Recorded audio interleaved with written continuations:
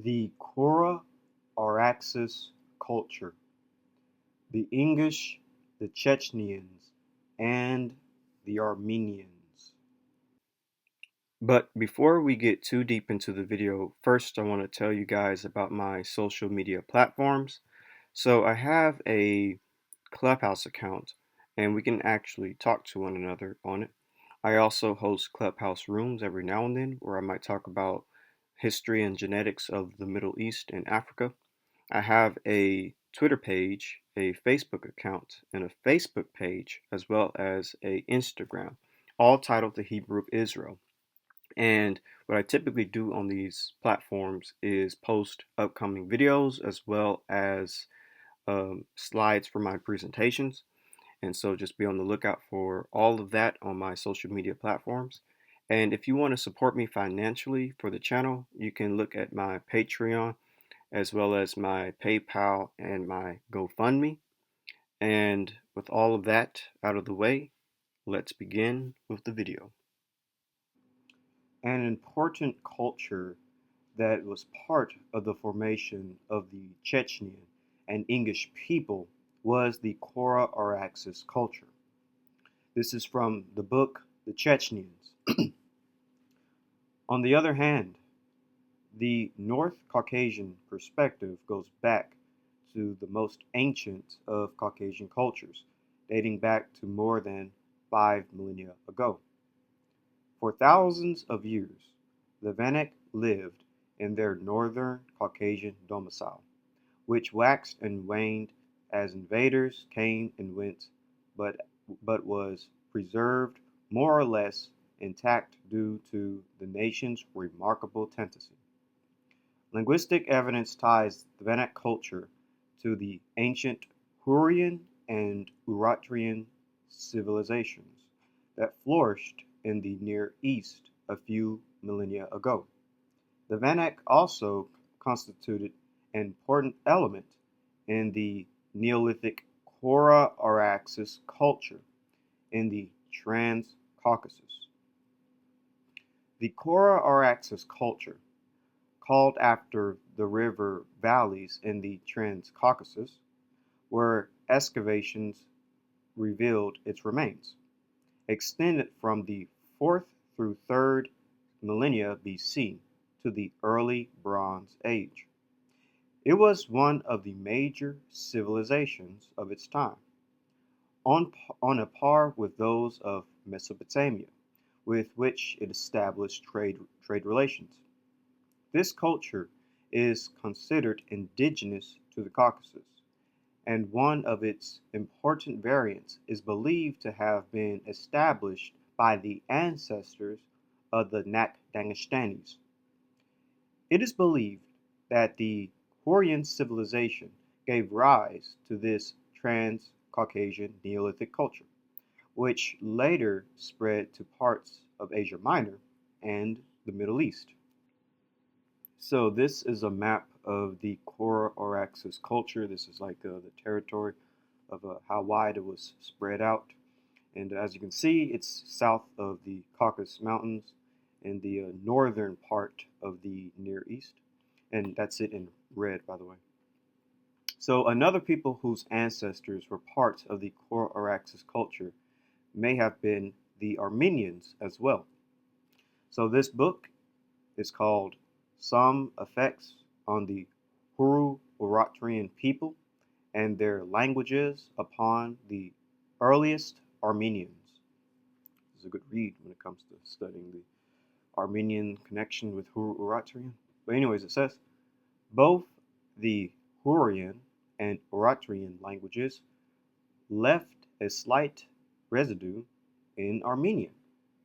Igor M. Dankov in 1985 implies that the Proto-Armenians must have been influenced by the early Trans-Caucasian culture. And keep in mind, Trans-Caucasian, specifically early Trans-Caucasian culture, is another way of saying Kura-Araxes culture.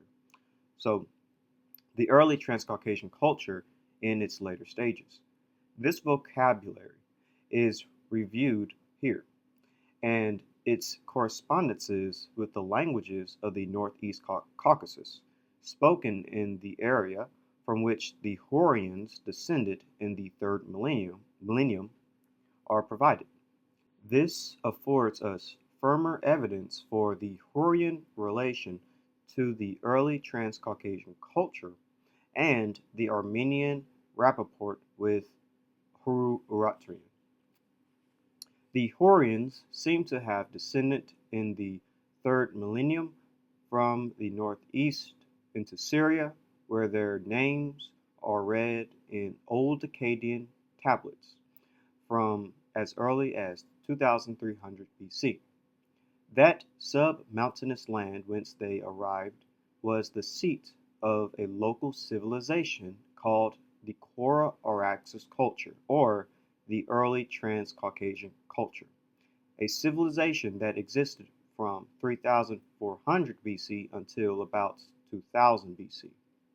The early Transcaucasian culture was characterized primarily by its pottery, at first with coarse, incised markings, spirals, and bold decorations, and later with more refined designs composed of birds and animals motifs on a black burnished wire. During the late third millennium, the early Transcaucasian culture declined, giving way to the Transcaucasian Middle Bronze Age, which was from 2000 through 1200 BC, with a parallel Kolchadik culture in Georgia and Azerbaijan, 17 through 600 BC.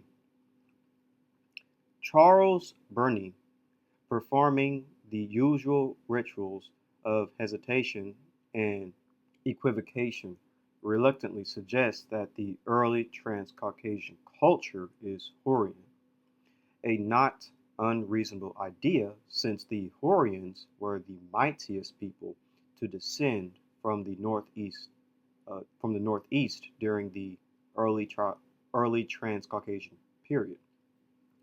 The Hurrian culture, along with its kindred but considerable later Hurrian state, weighs heavily upon early pre-literate Armenia, and a principal reason for this suspicion is the existence of Oratrian words in Armenian, which will be discussed at length shortly.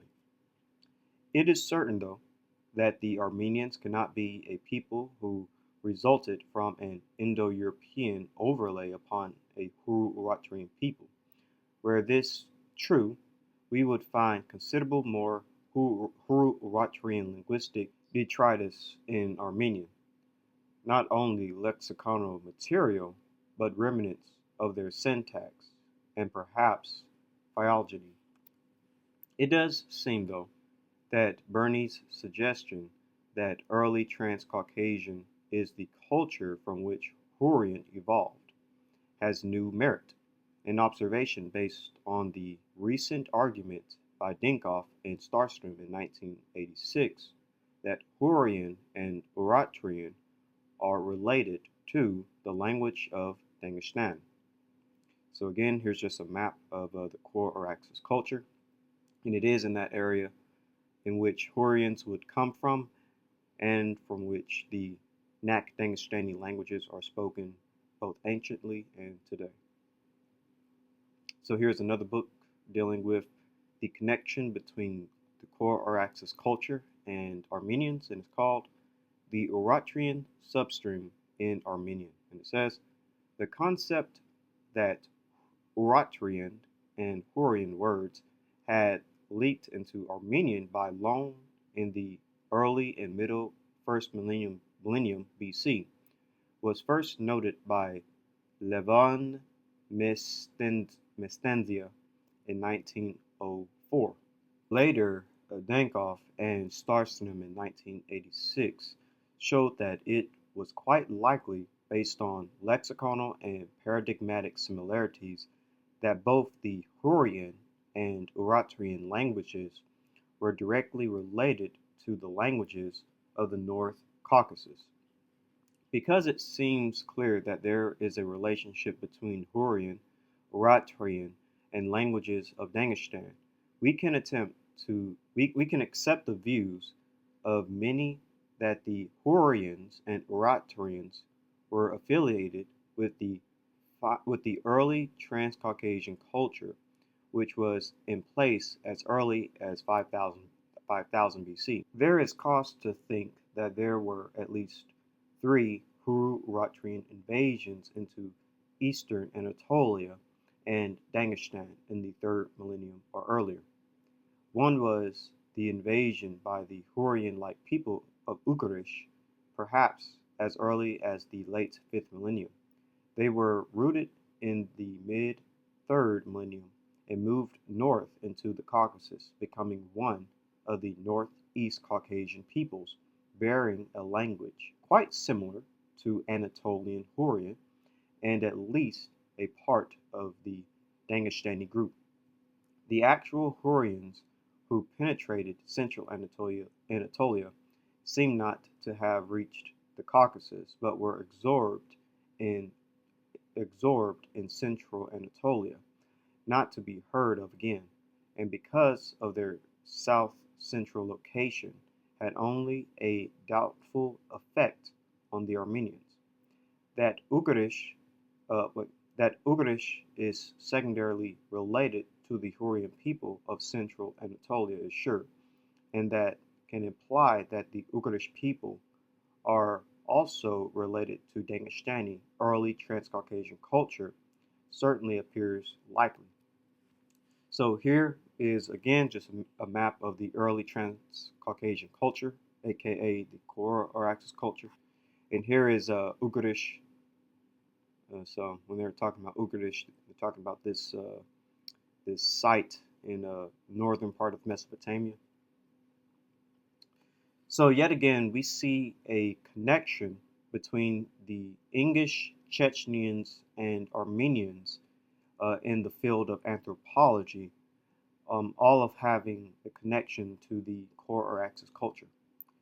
And we know biblically that the Ingush, Chechens, and Armenians also claim to be descendants of Togarma, one of his sons. Another Togarma, this one being the son of Titus and Gomer, is mentioned by Armenian Moses of Caron and Georgian Litoni Mevroni, who regarded Togarma as the founder of their nations along with other Caucasian peoples.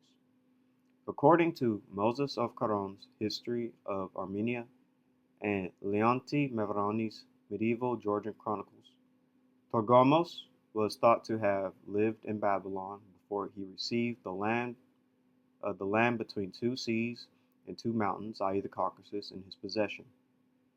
He then settled near Mount Ararat and divided his land among his sons. Hayek, first son of Togarmos, inherited Mount Ararat and founded the Armenian nation. Kartelos settled in northeast from Mount Ararat, founder of Kartli, who united other brothers and founded the Georgian nation. Herolos settled in the eastern part of Ararat, and Kakos settled beyond the Caucasus range. Kakos, or Kavoskos, was the supposed ancestor of the Chechens and Ingush, according to the Georgian chronicles. So basically, it'd be Togarma, then Kakos, or Kavoskos. Many commentators, this is from Insight on the Scriptures, Volume 2, and it says, many commentators connect Togarma with the Armenians. The Armenians themselves traditionally claim to be the descendant from Hayek, son of Togarma, and ancient Greek writers speak of the Armenians as famed for their horses and mules. So that being said, we should learn a bit more about the Kura-Araxes culture to understand about these ethnic groups that come from it. But this is where we end the Kura-Araxes culture, the Ingush, the Chechens, and the Armenians. If you enjoyed the video, please leave a like, subscribe, and share, and click the bell. Don't forget to leave a comment for any questions you might have, and follow my social media accounts to get in contact with me. And with all of that out of the way, have a great day, and shalom.